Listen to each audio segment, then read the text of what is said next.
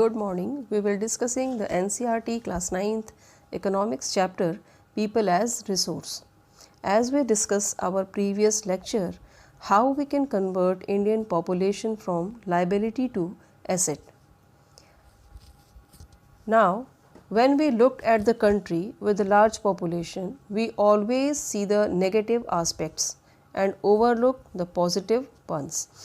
We only consider the problem of providing the population with food, education and health facilities. But for the development of the existing human resource, some measures must be taken to make the population educated and healthy. And this is called the human capital formation. This adds the productive power of the country. Investment done in human capital by providing education, training and medical care will be returned just like any investment in the physical capital.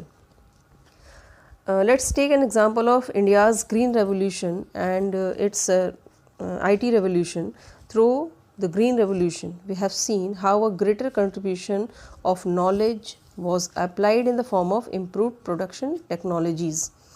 Last year हमने green revolution पढ़ा है और आप लोगों ने देखा होगा कि कैसे ग्रीन रेवोल्यूशन आने के बाद से एक इंडियन एग्रीकल्चर सेक्टर में या इंडियन एग्रीकल्चर में एक बूम आया, एक बहुत तेज़ी से प्रोडक्शन जो है वो इंक्रीज़ होना स्टार्ट हो गया.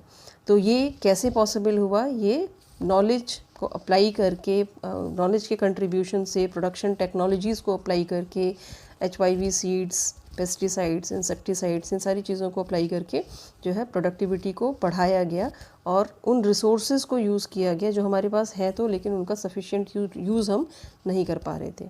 So this rapid increase the productivity of insufficient land resources. Similarly इसी तरह से इंडियाज़ IT रेवोल्यूशन शोज़ अस, इसी तरह से जब इंडिया में IT सेक्टर जो है वो डेवलप हुआ, उसमें रेवोल्यूशन आया, बहुत एक तेज़ी से रेवोल्यूशन आया.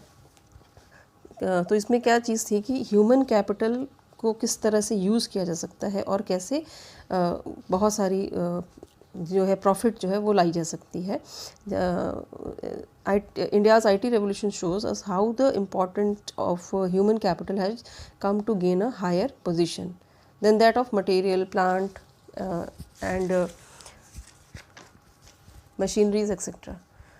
A population become a human capital when there is a investment made in the form of education, training and medical care.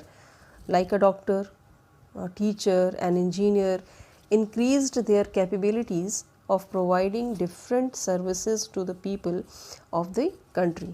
So because their increased knowledge and skill, their productivity has improved and they have become better asset to an economy of a nation. Now, in a story we have two different characters. One is Sakal and second is Vilas. Let us see how the incidents turn in the Sakal and Vilas and both Sakal and Vilas both stay in a village. तो हम इस chapter से related एक story देखेंगे जहाँ पे दो बच्चों की स्टोरी है. एक का नाम है सकल और एक का नाम है विलास. दोनों एक ही गांव में रहते हैं और दोनों एक दूसरे के फ्रेंड्स हैं, पर दोनों की लाइफ में किस तरह से इंसिडेंट्स होते हैं, क्या चेंजेस होते हैं कि दोनों का लिविंग स्टैंडर्ड जो है वो डिफरेंट है. दोनों का दोनों के ऊपर जिस तरह से इन्वेस्टमेंट हुआ है तो दोनों का जो प्रोडक्टिविटी लेवल है वो डिफरेंट है. तो सबसे पहले हम देखते हैं सकल की story. Sakal's father Buta Chaudhary does farming. He is an agricultural farmer and his mother looks after the household chores. Bhuta Chaudhary and mother has forced Sakal to join in the village school. After joining in the school, he has very much interested in the studies. So he completed the study and he was able to up to secondary certificate of +2 level.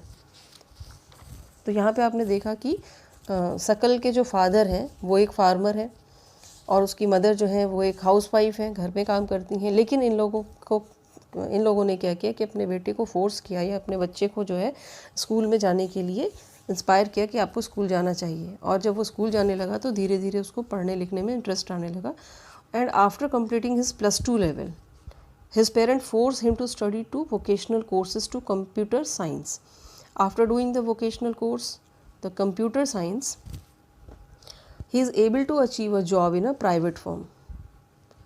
और जब computer science का course उसने कर लिया तो उसको एक private firm में अच्छी नौकरी मिल गई. After achieving the job in the private firm, as Sakal was very much interested in education. और जब उसको जॉब मिल गई तो वो उसका शिक्षा के प्रति, एजुकेशन के प्रति जो नज़रिया था वो चेंज हो गया. उसको बहुत ज़्यादा इंटरेस्ट आने लगा, पढ़ाई लिखाई की तरफ झुकाव उसका बढ़ने लगा. और वो सीखने का जो उसका प्रोसेस था वो डे बाय डे कुछ सीख रहा था, कुछ नया करने की कोशिश कर रहा था. He learned everything very perfectly and lot of interests. He worked very effectively in the office and he discovered a software which helps the office to make the work very easy. The office boss is very much impressed with Sakal and immediately promoted him and even increases his salary. So now Sakal raised day by day. तो आपने देखा कि सकल के ऊपर जो investment किया गया था, चाहे उसके एजुकेशन पे, चाहे उसके मेडिकल केयर पे, चाहे उसकी ट्रेनिंग पर, तो ये सब की वजह से उसका जो प्रोडक्टिविटी लेवल था वो इंक्रीज़ हो गया और उसकी वजह से उसको प्रमोशन मिला, उसकी सैलरी इंक्रीज़ हुई और डे बाय डे जो है सकल का जो लिविंग स्टैंडर्ड था वो इंक्रीज़ होता चला गया. दूसरी तरफ let us see what happened with Vilas. अब दूसरी स्टोरी हम विलास की देखते हैं कि विलास के साथ क्या हुआ. Vilas at very young age lost his father and his mother used to sell fish. She used to buy fish from the nearby wholesaler and sell them into mandi, and hardly after paying back the amount what she has taken for buying the fishes from market, she used to get daily profit of rupees 20 and 30 per day. So it was very difficult for them manage the day. As the time passed, the day go on, there was some medical difficulties for Vilas. What happened for Vilas? Then Vilas was taken to a government hospital to check what happened to him. The report are clearly stated that he has arthritis. He is not able to attend school properly, so he was dropped out school. After some year, his mother has expired. As he don't have any other alternate left out, he also started to sell fish in the same village like his mother. So he earning hardly 20 or 30 rupees per day. So this is a real picture what happened many of the families of our country.